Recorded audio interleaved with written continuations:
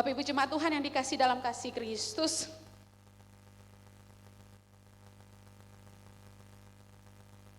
Bapak Ibu jemaat Tuhan yang dikasih dalam kasih Kristus, saya ingin membagikan tentang kisah kehidupan seorang perempuan muda yang hidup di Santiago, yang di dalam perjalanan kehidupannya, kisah hidupnya ini diangkat oleh CBN dan membagikan sebagai satu inspirasi yang sangat baik di dalam kehidupan kekristenan. Seorang perempuan muda yang bernama Elena Frings yang punya potensi yang sangat besar, bahkan memiliki kemampuan yang sangat baik di dalam berkarir, saudara sekalian. Usianya 20-an tahun dan di dalam masa karirnya ini dia baru mengetahui bahwa dia mengidap satu penyakit, yaitu penyakit hati, lever. Dan di dalam kesempatan itu dia akhirnya memutuskan untuk sering sekali memeriksa ke dokter untuk mengetahui kondisi lebih lanjut. Dengan berjalannya waktu seiring terus menerus memeriksa ke dokter, akhirnya dokter mendiagnosa dia bahwa dengan kondisi penyakit hati yang dialaminya ini, Elena Frings divonis umurnya tersisa 6 bulan saja di tengah dunia ini. Saudara bisa bayangkan seorang muda, seorang yang sangat berpotensi, seorang yang punya karir yang sangat baik, tetapi divonis dokter seperti itu. Saya yakin sebagian besar orang-orang yang ada di dalam kondisi seperti itu akan sangat terpuruk, menangisi hidupnya dan sebagainya.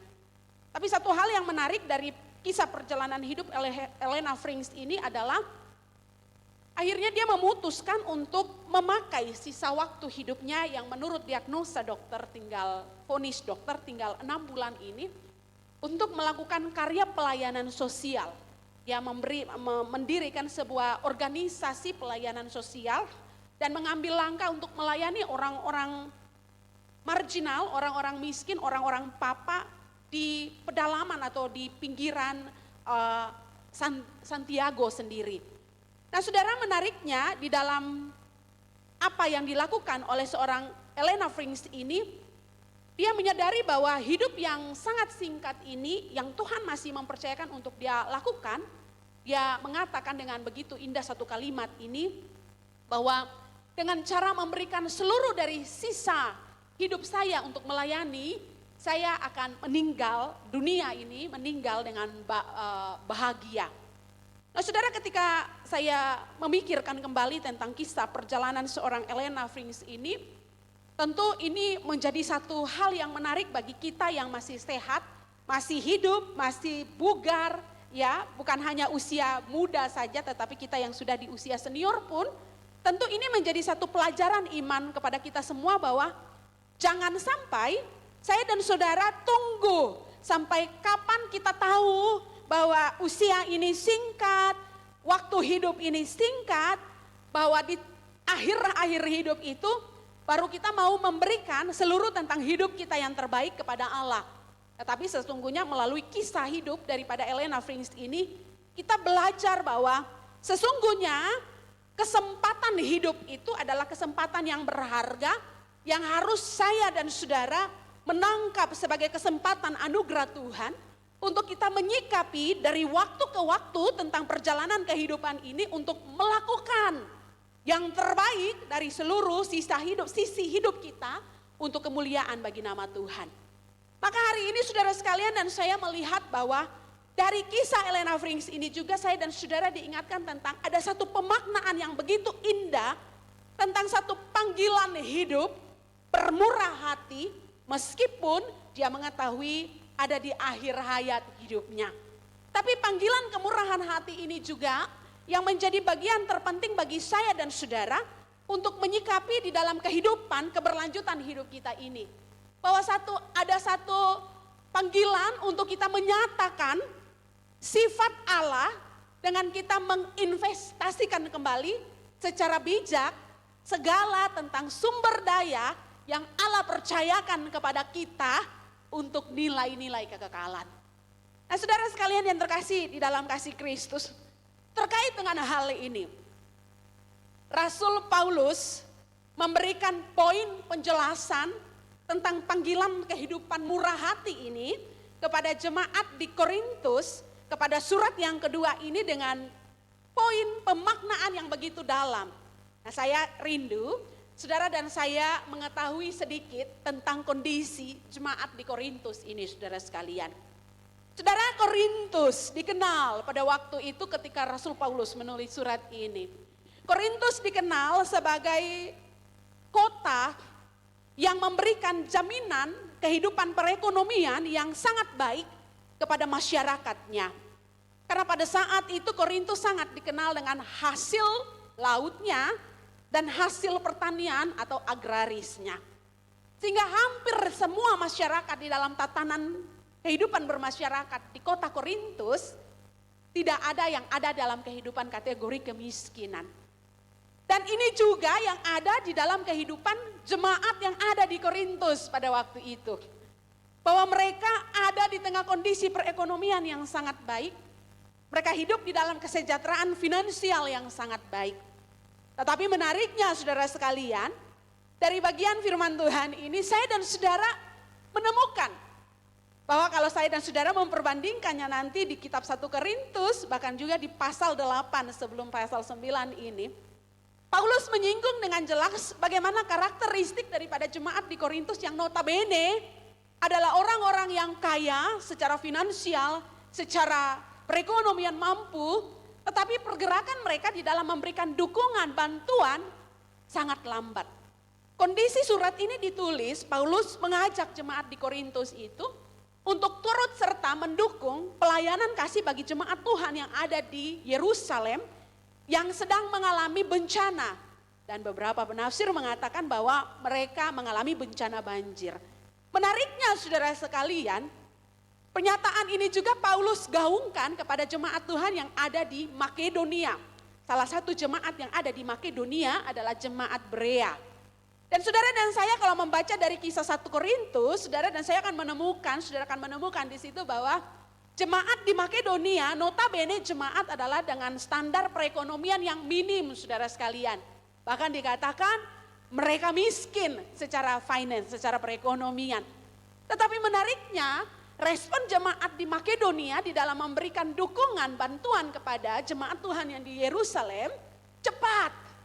Ya, dan dengan ketulusan hati mereka mendukung sepenuhnya. Sedangkan jemaat yang ada di Korintus, Alkitab katakan, saudara nanti memperhatikan dengan baik, Paulus mencatat bahwa kurang lebih 1 tahun kemudian mereka belum juga memberikan bantuan. Bisa dibayangkan, saya bayangkan waktu itu ketika penyampaian dukungan atau harapan dari Paulus untuk jemaat ini memberikan dukungan kepada jemaat di Yerusalem, mereka masih rapat pengurus, saudara. Habis rapat pengurus, mereka masih bikin panitia walaupun sudah ada rapat pengurus majelis hamba Tuhan, tapi masih bentuk panitia penggalangan dana, saudara. Setelah bikin rapat panitia penggalangan dana, mereka masih coba untuk menggerakkan satu persatu. Jadi ya kategori jemaat ini bergeraknya lambat 1 tahun karena urusan birokrasi atau urusan organisasinya cukup butuh waktu yang lama, saudara. Dan saya kira ini adalah gambaran gereja di masa kini juga, bahwa ini menjadi satu tanda gereja-gereja Protestan yang juga di dalam bergerak dalam mendukung pelayanan kasih, kadang-kadang terhambat dengan hal-hal seperti itu. Dan jemaat di Korintus mengalami hal itu. Berbeda dengan saudara, jemaat di Makedonia, yang dikatakan jemaat yang standar perekonomiannya minim, tetapi ketika mendapat informasi itu mereka segera langsung memberikan dukungan, bantuan dari apa yang mereka miliki. Maka saya dan saudara bisa melihat dengan jelas di sini bahwa ternyata jemaat di Korintus dapat disimpulkan bahwa jemaat ini kaya, mampu, tapi pelit. Nah, ini dia permasalahannya. Maka kalau saya dan saudara memperhatikan akan bagian ini, Paulus menggunakan gaya bahasa agraris, pertanian, di dalam memberikan penggambaran, pengandaian bagaimana mereka memberikan persembahan sesungguhnya sesuai dengan apa yang Tuhan mau. Nah, saudara dan saya menemukan dengan jelas di sini, saudaraku, bahwa sebagai anak-anak Tuhan, sebagai orang-orang percaya, kita melihat ada prinsip-prinsip terpenting yang firman Tuhan mau katakan untuk kita pun memberi dengan sikap kemurahan hati itu sesuai dengan standar prinsip firman Tuhan ini. Yang pertama kita melihat bahwa memberi itu tidak akan mengalami kekurangan. Ini penjelasan Paulus yang begitu indah saudaraku. Orang memberi tidak akan mengalami kekurangan. Kenapa demikian saudara sekalian? Paulus memberikan gambaran menabur benih saudara. Benih yang ditabur, banyak benih yang ditabur, tetapi tidak semuanya akan mati. Tetapi kebanyakan juga akan tumbuh dan menghasilkan buah yang lebat. Nah saudara dan saya melihat di sini, bahwa ini terkait dengan bagaimana orang-orang percaya bisa melihat dengan jelas bahwa Tuhan merindukan, Tuhan sangat menghendaki bahwa sikap kemurahan hati di dalam memberikan dukungan, bantuan kepada orang-orang percaya yang lain itu seharusnya dilakukan selayaknya, bahwa apapun yang kita berikan tidak akan mengurangi harta kita. Kenapa demikian saudara sekalian? Maka alasan yang kedua yang nanti kita akan lihat bersama. Ini juga terkait saudara sekalian bahwa ketika orang percaya memberi bukan berarti bahwa ia menginvestasikan persembahannya sehingga nanti persembahannya itu akan dilipat gandakan untuk kepentingan dirinya sendiri. Tidak berarti demikian saudara sekalian. Melainkan yang Paulus tekankan adalah bagaimana ketika dia memberi, dia tidak mengalami kekurangan, tetapi itu akan lahir syukur yang melimpah kepada Allah. Yang kedua saudara sekalian, prinsip memberi yang Paulus tekankan kepada jemaat di Korintus, bahkan kepada saya dan saudara hari ini adalah memberi harus dengan sukacita dan jangan dengan paksaan saudaraku. Nah bagian firman Tuhan ini sangat sering dalam gereja-gereja tertentu ketika bagian persembahan jemaat akan disampaikan atau akan diberikan, firman Tuhan ini biasanya akan dibacakan. Hendaklah kamu masing-masing memberi dengan sukacita, jangan dengan paksaan dan sebagainya. Maka hari ini saudara dan saya bisa melihat bahwa sebenarnya ukuran untuk memberi itu bukan tentang berapa banyak yang kita berikan kepada Tuhan, tetapi tentang bagaimana kualitas kita di dalam memberikannya, dalam mendukung pelayanan Tuhan. Saudara dan saya harus mengklaim dengan jelas bahwa firman Tuhan ini ketika dikatakan kepada jemaat di Korintus, ini menjadi satu kepastian bahwa jemaat itu digerakkan. Jemaat di Korintus itu digerakkan untuk melakukan pelayanan bagi Tuhan. Karena apa? Apa yang mereka berikan untuk mendukung pelayanan jemaat, itu adalah respon syukur mereka untuk memberikan pelayanan terbaik mereka juga kepada Tuhan.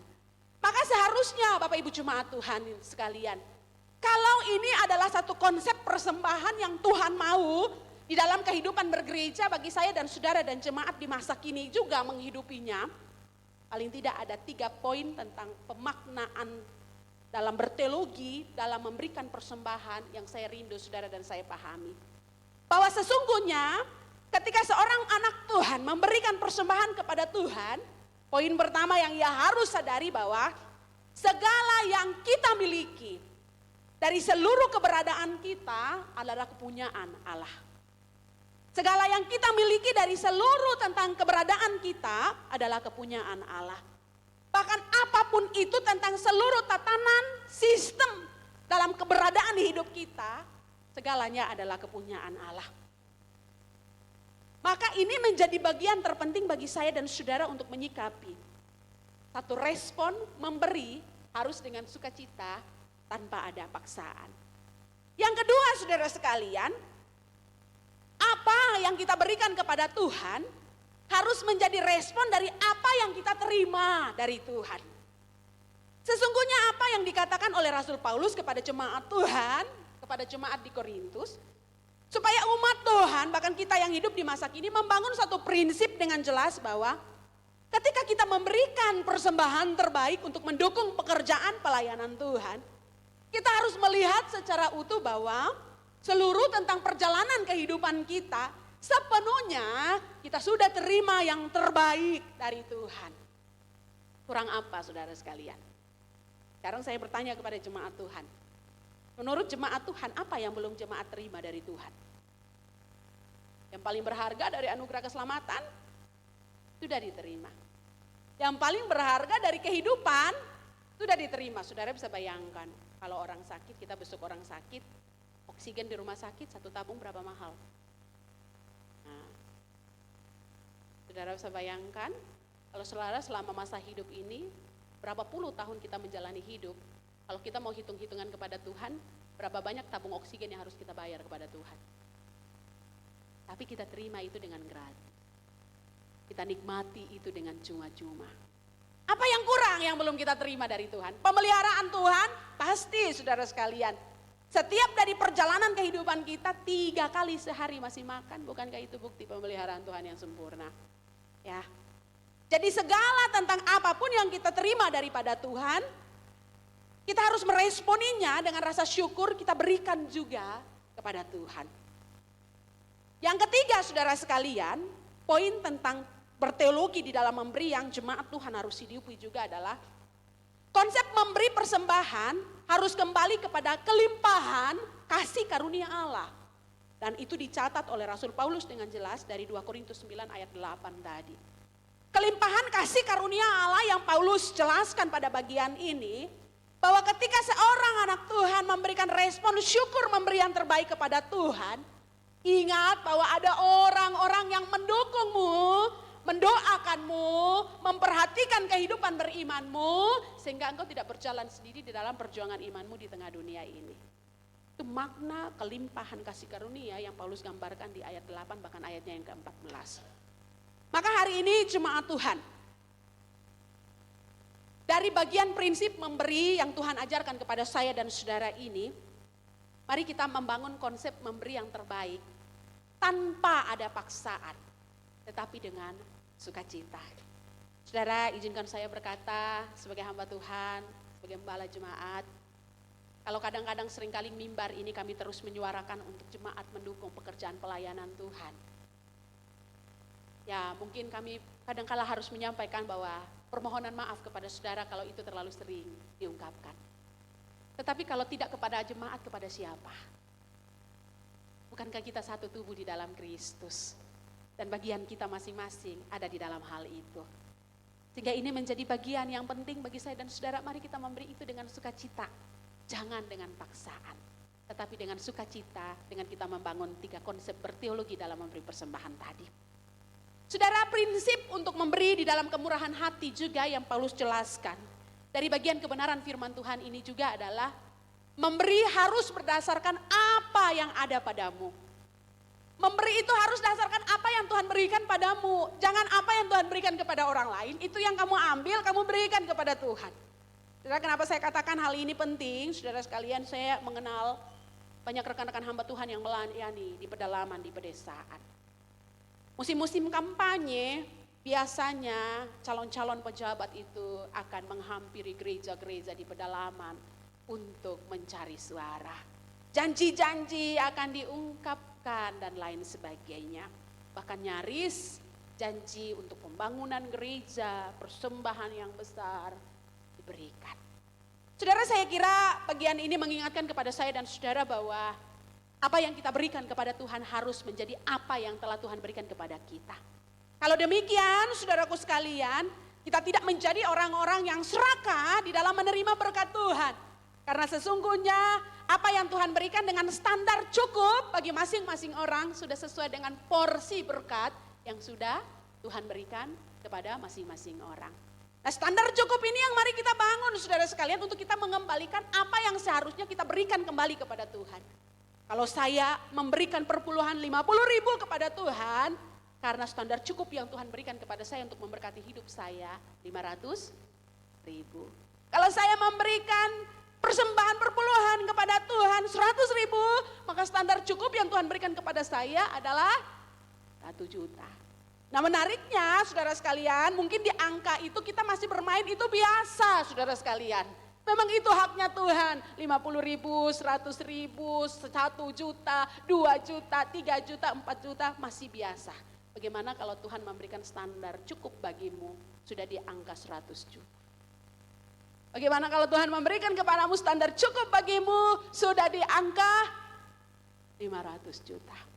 Apakah engkau tetap memberikan apa yang menjadi bagian Tuhan dengan jujur, ikhlas, murni, tanpa ada paksaan sesuai dengan porsi yang sudah Tuhan berikan kepadamu. Maka mari kita memberi dalam kemurahan hati ini untuk mendukung pekerjaan Tuhan dengan berdasarkan apa yang ada padamu. Kemudian saudaraku sekalian yang terkasih dalam kasih Kristus, Rasul Paulus juga mengingatkan supaya kita memberi bukan tentang prestasi, melainkan sebagai ucapan syukur saudara sekalian. Ada banyak orang yang memberi dengan membanding-bandingkan diri dengan apa yang diberikan, dengan orang lain berikan saudara sekalian. Oh saudaraku, memberi kepada Tuhan bukan satu kompetisi. Memberi kepada Tuhan kembali lagi itu lahir dari satu kualitas saudara sekalian. Lahir dari satu kualitas, kalau bicara tentang kualitas itu bukan hanya bicara tentang berapa banyaknya. Tetapi lahir dari ketulusan, kemurnian yang terbaik yang sudah Tuhan berikan, yang kita kembalikan kepada Tuhan. Saudara ingat janda miskin di bait suci. Dia memberikan dari apa yang dia punya, kualitas yang ia miliki. Maka kita tidak perlu membanding-bandingkan diri dengan apa yang orang lain berikan kepada Tuhan, dengan apa yang porsi standar yang sudah Tuhan berikan kepada saya dan saudara untuk berikan kepada Tuhan.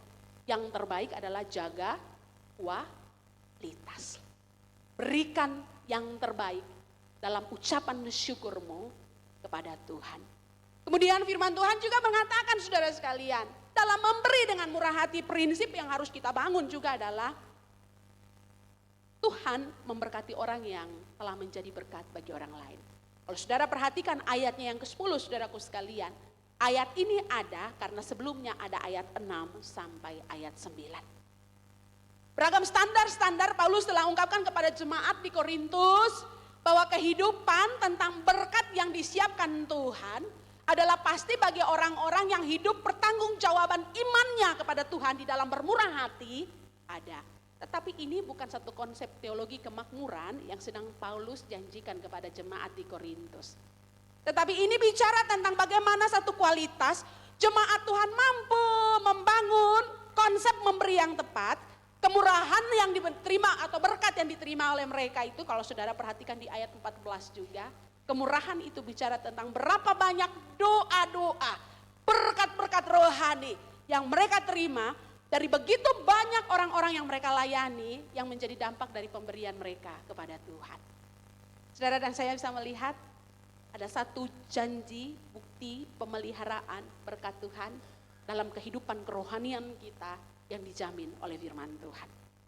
Maka jemaat Tuhan yang dikasih dalam kasih Kristus, ini akan menjadi bagian terpenting bagi saya dan saudara untuk kita melangkah di dalam kemurahan hati, melangkah di dalam menjaga iman kita, di dalam memberi yang terbaik kepada Tuhan, di dalam bersikap yang terbaik kepada Tuhan, di dalam kita hidup bersama di dalam gereja Tuhan, bahkan juga sesama kita.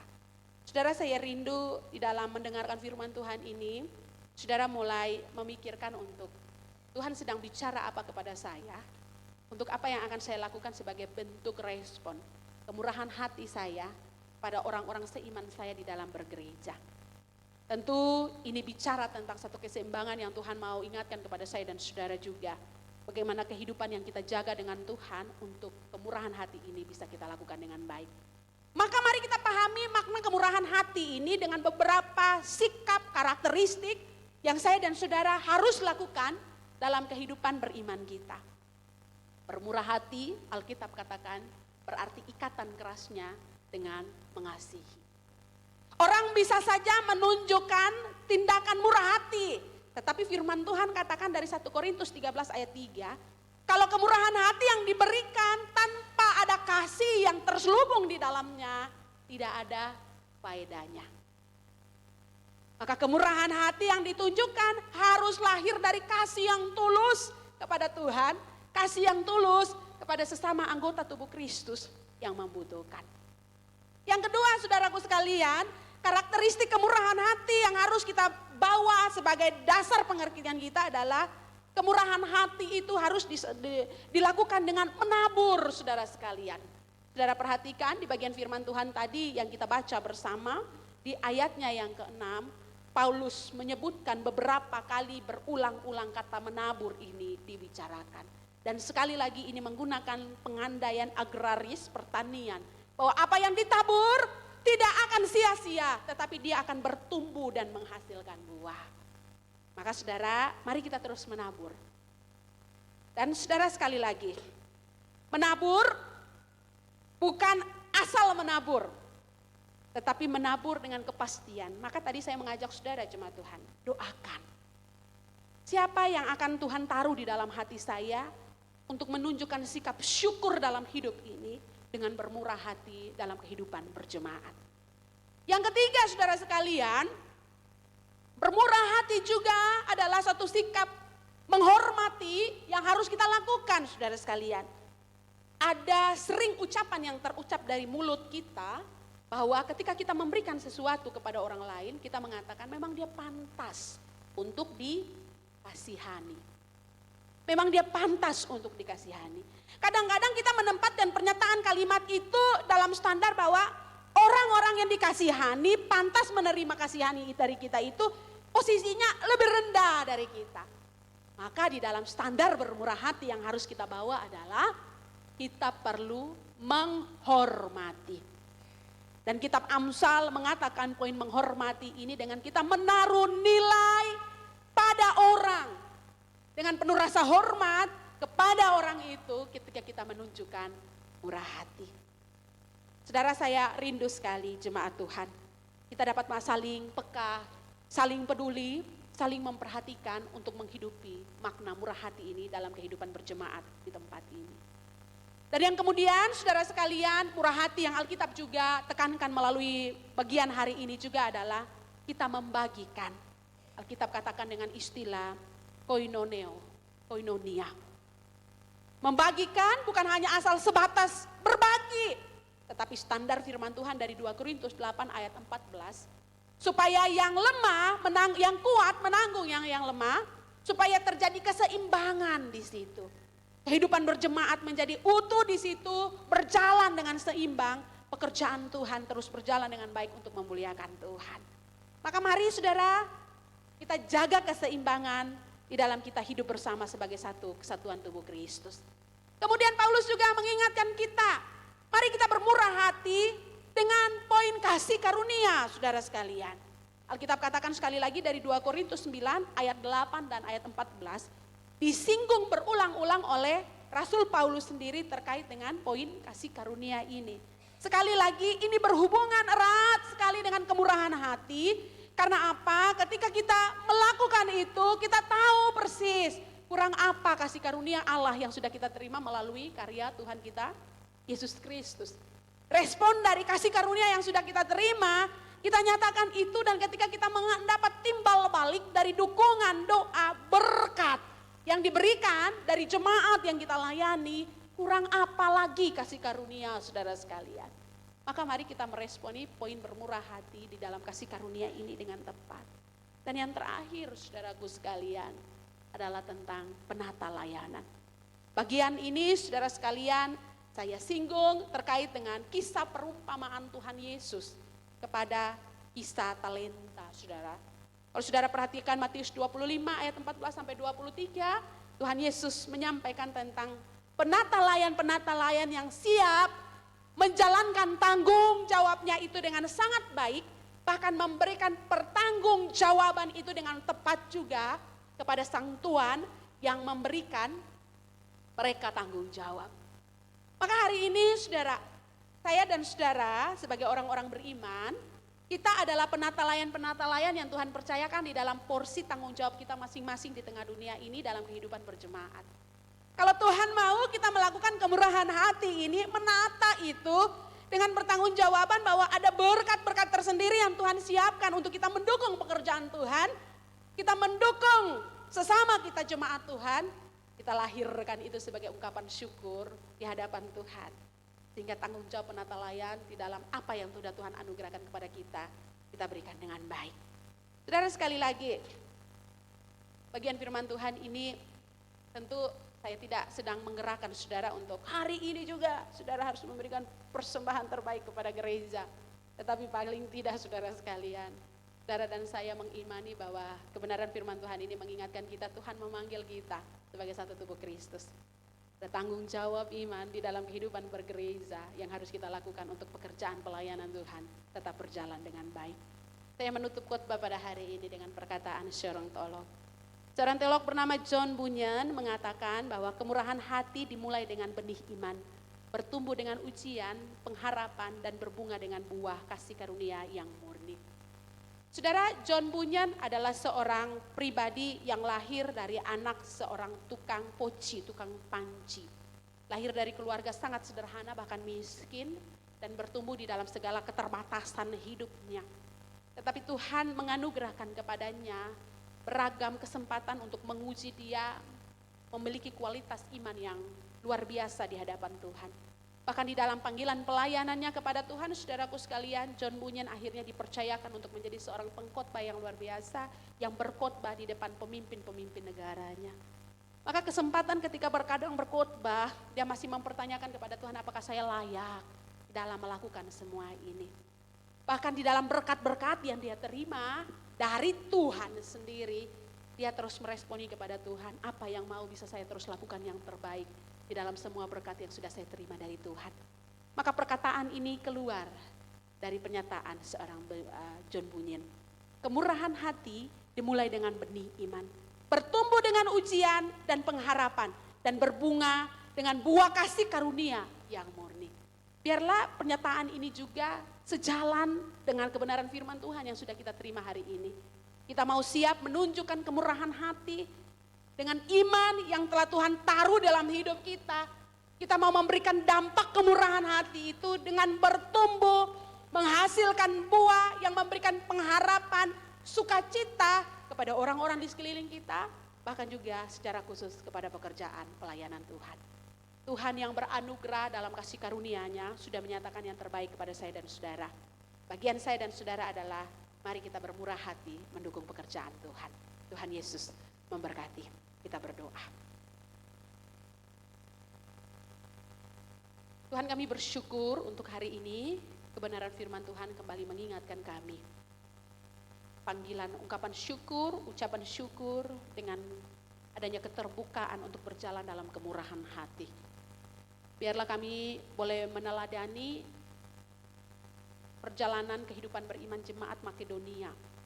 Bahkan juga nasihat yang Tuhan berikan kepada jemaat di Korintus. Menjadi bagian terpenting bagi kami umat Tuhan. Untuk kami terus peka. Memberi dengan berkualitas. Dengan apa yang sudah Tuhan percayakan kepada kami. Dengan porsi, dengan berkat yang sudah Tuhan nyatakan kepada kami. Kami mau memberi yang terbaik. Mendukung sesama kami juga untuk kemuliaan bagi nama Tuhan. Berkati pekerjaan pelayanan gereja Tuhan di tempat ini. Tuhan Allah berdaulat dengan cara kerja Tuhan yang sempurna.